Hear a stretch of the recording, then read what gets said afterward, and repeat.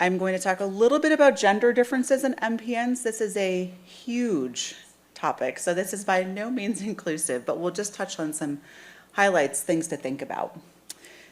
This is a list of disclosures for me. All right, and so I was talking to my family, and I always like to start thinking about talks and creating talks, and I come up with a question to ask myself. And so when I got this topic, the first thing that came to mind was the question, is there science to support gender-based differences when it comes to MPNs? Is there truly data, and what can we hang our hat on? The answer is yes. So there's science to a lot of things, which is what I find when you're looking around. So this is another great example of where there's science. So you can actually look at gender differences in any number of things. This is an example of gender differences in terms of preference between Coke and Pepsi products. So people have actually done research on this, and you can see it's actually based on where people are from in the world. Men and women prefer things differently in the United States versus in Asia and other parts of the country. I personally prefer Coke. So interesting fun fact, because we're in North Carolina, it's the first time that we're here. Hopefully, some of you knew that Pepsi Cola was actually first developed in this wonderful state of North Carolina. So the person who developed this was actually from New Bern, North Carolina. Does anybody know how the name Pepsi came to be?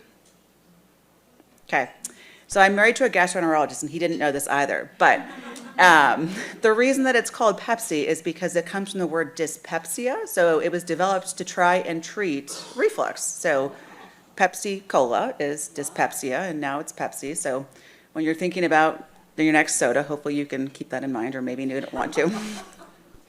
All right, so let's move on to a discussion about MPNs and not Coca-Cola and Pepsi products. So as we've talked about today, there's typically 3 classic MPNs, and these are the Philadelphia negative MPNs, and they're listed up there. So PV, ET, and myelofibrosis. And as we've already talked about this morning, these are really bone marrow disorders of stem cells, so those early precursor cells in the bone marrow. And what I always talk about in clinic is that what happens in folks is they develop mutations or driver mutations within these stem cells. Okay, so you're going to say, what's a driver mutation? And this matters because we're going to talk a little bit about this. So I lump mutational status and mutations in patients with MPNs into really 2 different groups. So if you look on the left, you'll see what we typically think of as driver mutations. So these are the 3 classic MPN-associated mutations that tend to drive disease. So you have JAK2, MPL or MPL mutations, and then calreticulin mutations. And then you have the group of mutations listed on the right side of the slide, which are additional somatic mutations. And this is not an inclusive list, because an inclusive list would be much more than I could fit in this tiny blue circle, sorry. But these are mutations that people pick up in the bone marrow, and they're very helpful as we think about prognosis and various aspects of patients with MPNs.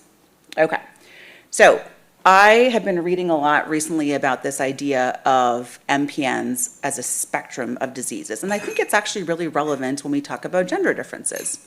So I think a lot of times when people come to clinic, they say, look, I have ET, I have PV, I have MF. And I think it's a changing era where we're really thinking about these diseases as a spectrum. So patients will have, ET, and over time their disease may progress and they would develop fibrosis or scarring. And so I think it's really interesting as we think about how these diseases develop to really keep in mind that it is a spectrum. So you'll see that people have what is now being described as pre-MPN states. So people will develop these mutations, as we just heard about in Dr. Fleischman's talk, and it will be something that is there, that it doesn't do anything for a long period of time, and then somebody will have an event, and they'll go down this spectrum of MPNs. So this pre-lesion to ET, PV, ultimately MF, and then with the progression to a more AML-like picture.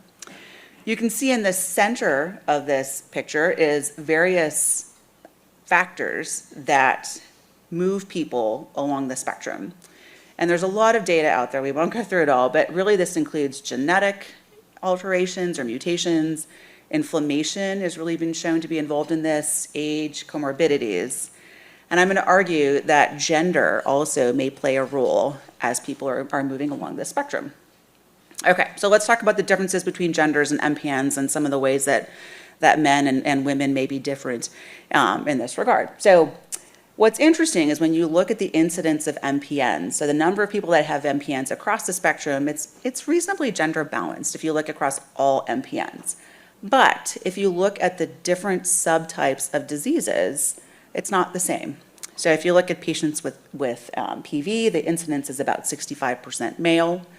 If you look at ET, it's only 33% male, so more females with ET. And then MF tends to be truly more gender balanced at about 50-50 ratio of patients with that. But interestingly, so this is the incidence, so the number of people that develop these diseases. When you look at the prevalence or the number of people who have the disease, it's actually really biased towards women. And why is that? It's because more women have essential thrombocytosis, or ET. There's a better prognosis in general associated with ET, and so more women are living longer with this particular disease. So it's an interesting from an epidemiology standpoint how some of these differences play out. Okay, so let's talk a little bit about how men and women may be different and why we might be seeing some of this. So what we find, and a lot of research has been done on this, is that MPN disease presentations and outcomes are actually markedly influenced by gender or sex, which is not something that I typically think a lot about, but I think this is a really interesting concept and topic, especially going through the literature. So if you look, male gender is actually an independent risk factor in many studies for worse clinical outcomes. Well, why is that? Well, it's in large part attributable to genomic instability, and I'll show you an interesting diagram next. But males tend to have increased genomic instability, okay? And they tend to acquire more of those mutations. So remember, we had driver mutations and somatic mutations. They tend to acquire more of those extra mutations. And unfortunately, they tend to be higher risk mutations, okay? So if you look at the picture on the right, you can see females on top, males on bottom. So the CD34 cells are your stem cells. So that's where these diseases develop. And you can see for females tend to have MPN-specific mutations. So they get JAK2, CALR, MPL mutations, and that's what's dominant. They tend to present with lower risk disease, and they tend to have better survival. So men have more genomic instability within those stem cells where these diseases develop, and you can see they develop clonal evolution. So you're developing in the middle there more colors, more clones, more abnormalities, and ultimately that leads to different phenotypes, disease progression, and then worse outcomes based on that. Okay, why is that? It's really complex and way too complex, but this is the picture that describes 1,000 words here. So it's because women have 2 copies of the X chromosome. How's that? So this is my argument to my husband of why I need multiple of everything. I need to have 4 purses or 6 purses instead of just one. And the reality is the fact that women have 2 X chromosomes in this particular context is somewhat protective, right? So males inherit a maternal X chromosome, and that's it. So if there's a problem, that's going to manifest, whereas females have a spare copy. And this is a very simplistic description of very complicated science. But the reality is that is, at least in part, what contributes to the development. This is also important as we're thinking about those higher risk mutations, a lot of them which can be X-linked. And again, in the male population, you only have 1 copy. So that's what you get. All right, so let's think a little bit about the clinical presentations and how this may be different between men and women. So we know that there's an increased risk of vascular events and thrombosis and MPNs. That is pretty similar, and it applies to both men and women. But the types of events that people have can vary based on gender. So we know that men are more likely to have cardiovascular complications, and they're more likely to have peripheral clots, so DVTs, those types of things. Women, interestingly, are more likely to have clots, intra-abdominal clots. So presentations like Budd-Chiari syndrome, you can see out there where there's clot within the vasculature supplying the liver, and then also splanchnic vein thrombosis, so clots within the abdomen. So different presentations of the same event. If we look specifically at PV, just to give you an example of how presentations may be different, so women with PV tend to be younger at diagnosis. They tend to have a lower JAK2 allele burden, and that goes along with genomic stability. They have a decreased risk of developing those high-risk mutations, which goes along with better prognosis and survival in some of these diseases.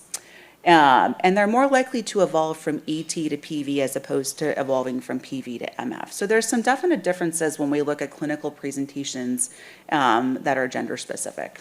And so I go back to this diagram and again bring up this question as to whether or not we should be thinking about gender as something that impacts the spectrum of MPNs.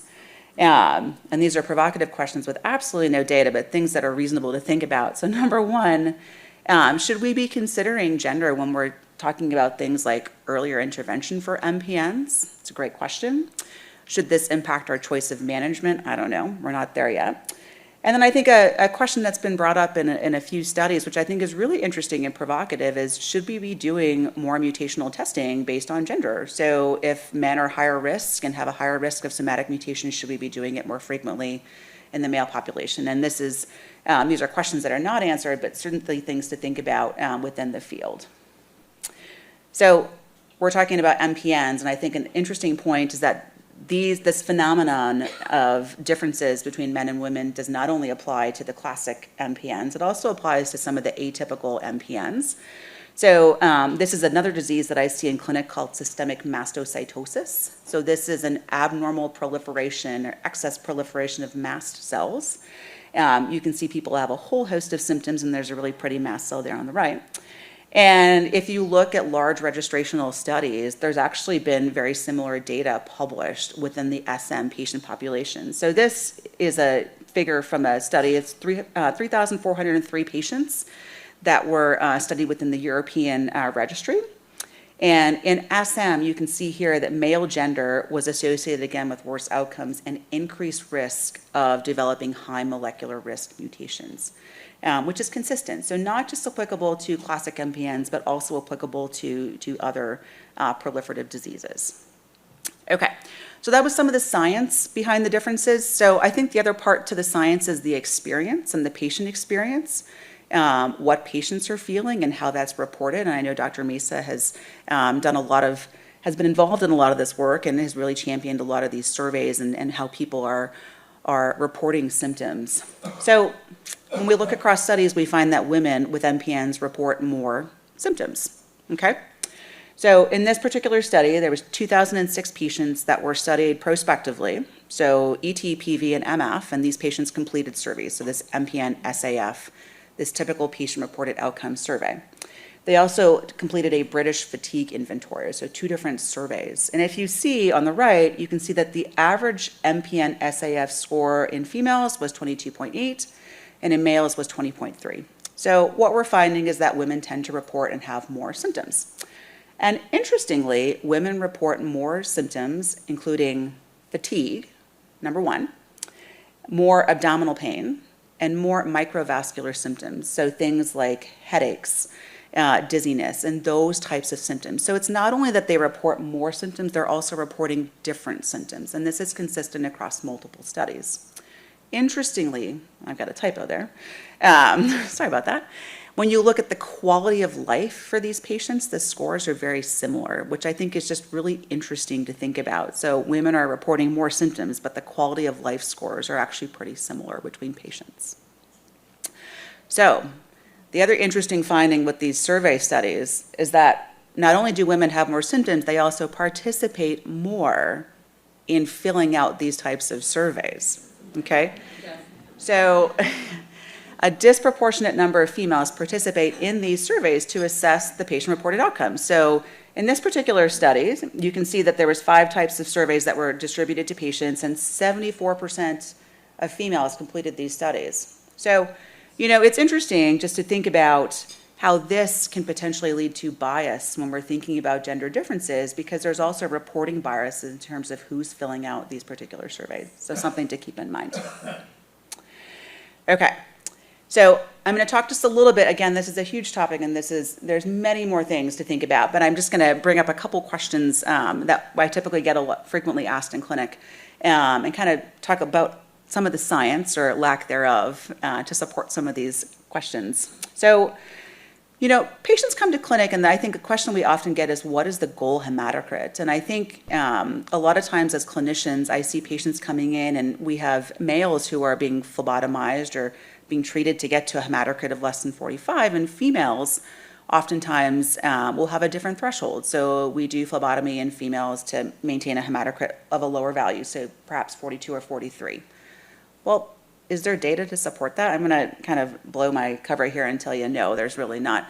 There's conflicting data, so no definitive evidence one way or another, but we'll talk a little bit about it. So the whole reason that we're doing this, the whole reason that we're doing phlebotomy and cytoreducing patients is really to prevent these things from happening, right? So you want to prevent the complications of PV and of some of these diseases. So this is just a depiction of what people die from with, this is specifically in PV. And so again, the goal of what we're doing is to bring the hematocrit down to prevent these complications. So why would it be different in a man versus a woman? Interestingly, which I think is really interesting and a very interesting point, when we look at the criteria for a diagnosis of PV, not only do we sometimes treat men and women differently, we also get to the diagnosis differently in men and women. So you see there's a different hemoglobin and hematocrit cutoff in men compared to women. So why is there that difference? So I'm going to touch on this study really quickly. So this is actually the landmark study published in New England Journal of Medicine that looked at the hematocrit and what we really need to get to in PV patients. And this is what really got us to that number of doing phlebotomy and cytoreducing people to maintain a hematocrit of less than 45. So this is the large cyto-PV study. This was 365 patients with PV, and people were randomized to have a hematocrit maintenance of less than 45, or into a group where the hematocrit was maintained between 45 and 50. So a lower hematocrit and then a higher hematocrit group. This could be done with phlebotomy, cytoreductive agents, aspirin, both, all the above. And the outcomes and the measures in this were time to death in these patients from cardiovascular events and major thrombotic events, as we remember from the last slide, or the major complications of these diseases. And so you can see, based on this data, that patients in the low hematocrit group, so people whose hematocrit was consistently less than 45, had a higher probability of maintaining event-free survival. So they had less events. So this is where we got to the number of less than 45. So how do we get to less than 42 or 43 in women? So if you look through the literature, and this is the deep dive, there's some conflicting studies. But a lot of times we do this because of symptoms, and we bring the hematocrit lower because patients have more symptoms. So I think I just showed you that women report more symptoms. There's data to support that. So a lot of times, I think a reason why we're trying to achieve lower goals in women is because of the symptom management piece. Okay, and that actually is consensus guideline, that targeting hematocrit of 40 to 42 is appropriate for patients with persistent symptoms. Okay, so why would women have more symptoms? I can't prove this with 100% certainty, but there's some hypotheses in the literature, and if you think about it, it actually does make sense, right? So if you look at a red cell mass, a blue red cell mass in women, it's about 600 mLs lower in women compared to men, right? And that's because of the testosterone effect. So women are naturally used to having less.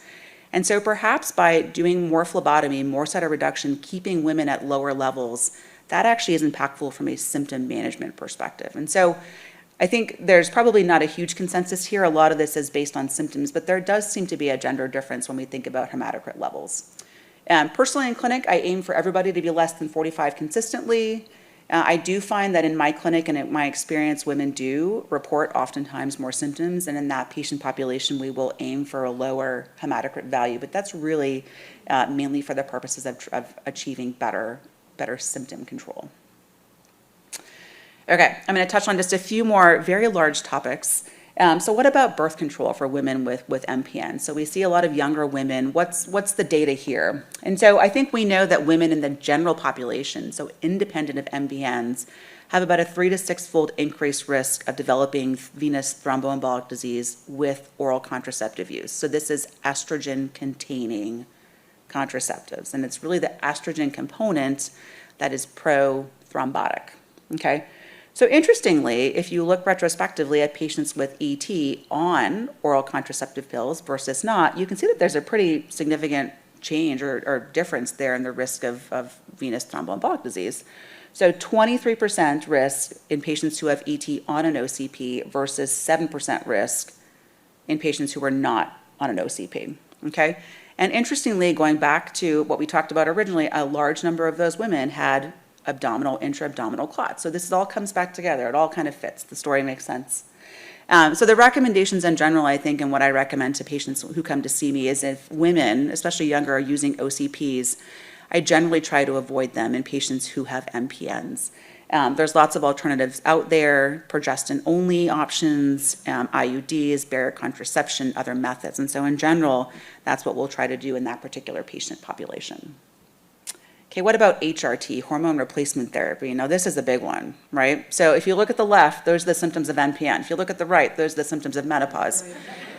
It's the exact same list. It's the exact same. Nothing is different. And that makes this really challenging because how do you know if these symptoms are related to menopause or MPN or progression? Who knows? So can we use hormone replacement therapy? Again, there's no definitive guideline, but we know that the estrogen used in HRTs now, developed now, have about 6-fold less potent estrogens in them. Okay, so you're not getting as much estrogen. There's lots of benefits to hormone replacement therapy. It's there, right? So benefits when it comes to osteoporosis, symptom management. There are risks, risks with everything, so I'll admit. But there's also various preparations, right? So HRT can be delivered by mouth, it can be transdermal, there's patches. And so there's lots of ways that you can deliver some of these agents to women with lower estrogen dosing when we already know that these preps have less estrogen.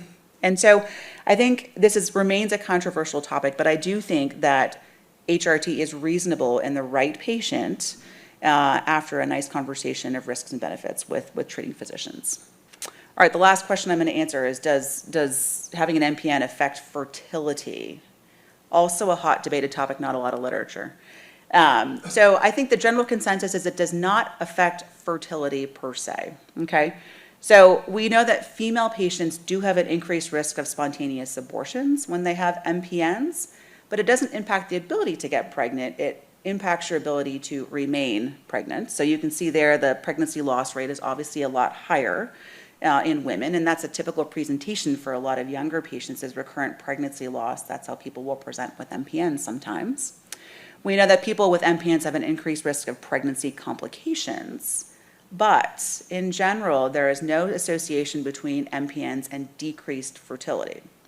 So another question I get really frequently is, well, these meds that I'm on, do they impact fertility? And we have a whole body of literature with one of the most popular ones, Hydrea, right? Looking at fertility both in women and men. So the bottom line is, and we've looked at this in the sickle cell literature, these meds may be impactful while people are on them, but if you stop them, and there's an entire OB literature, which I did not realize until I dug deep into this, but in general, a lot of these effects are reversible when you stop the medications. And so I think that's an interesting point as we're talking to patients, especially now that patients are presenting at the younger ages with these diseases. All right, so I'm going to end with a few things. I didn't want to really talk about pregnancy because that's a whole nother lecture, but there are entire algorithms for how to manage women with MPNs in pregnancy. I put one up here, for example. And then I think the important point to take home from this, at least for me, is that MPN care really is specialized care. So I think we're at an era now where it's really a team approach, and I think the fact that there's so many differences in MPNs between genders, between patients, between risk factors, there's so many things that go into this that it's really important as you're thinking about your care to really develop a team model. We've now had development of several clinics at Duke's. We've got primary oncology care. We've got cardio-oncology for management of cardiovascular risk factors. We've got endo-oncology for management of patients who are, say, on interferon and have endocrine complications of therapy. We've got onconephrology, people who've got renal dysfunction from all these things. There's cancer genetics, high-risk OB, all these things. And so I think the important take-home point is that it really does take a team to get the best care. And I think it's important as we start to think about all these differences, not only just between men and women, but just between MPN patients in general, to think about building what you need for your own personal health. All right, so just a few summary thoughts. So number one, I prefer Diet Coke, definitely. Gender impacts various aspects of MPN patients, epidemiology, and it also impacts patient care. So lots of things to think about. There's lots of gender-specific issues that we should consider as we're really treating the whole patient. Always consider a team approach. And I think something that Dr. Pamaraju often says is the future is bright for patients with MPNs. And I think that's really true. I think the fact that we can really dive into this topic and start thinking about it just shows that there's been so much work done in the field. Still a lot to do, but lots that's been done. And so I'm going to stop, take questions, and say thank you to everybody here.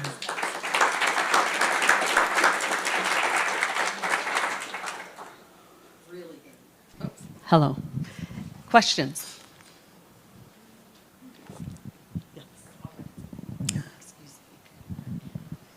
Do you, with the team, with the patient's OBGYN, plan to stop MPN treatment prior to conception?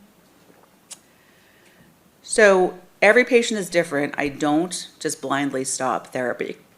So I'm a big fan of early intervention.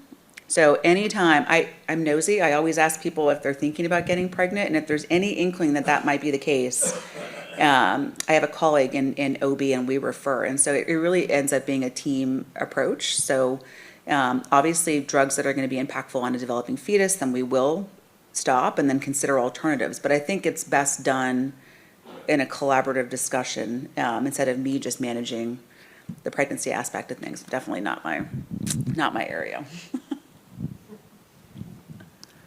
I have a question. Yeah. Dr. Ellen Ritchie has done extensive research on women with MPNs and cardiac health. And, women die of heart disease more than anything in this country. And so do you see a rise in cardiac health, cardiac treatment for your MPN female patients? So I'm biased because I send a lot to a cardio-oncologist. So I'm really quick to refer. I think they're incredibly helpful. I spend a lot of time talking to patients about risk factor reduction, and I'm not the one that should be doing that. The best care is really done by a cardiologist. And so I think there's a lot of institutions now that have got these clinics that are focused really on oncology and cardiology and the intersection there. And so we really do partner with those colleagues to make the best decisions for patients.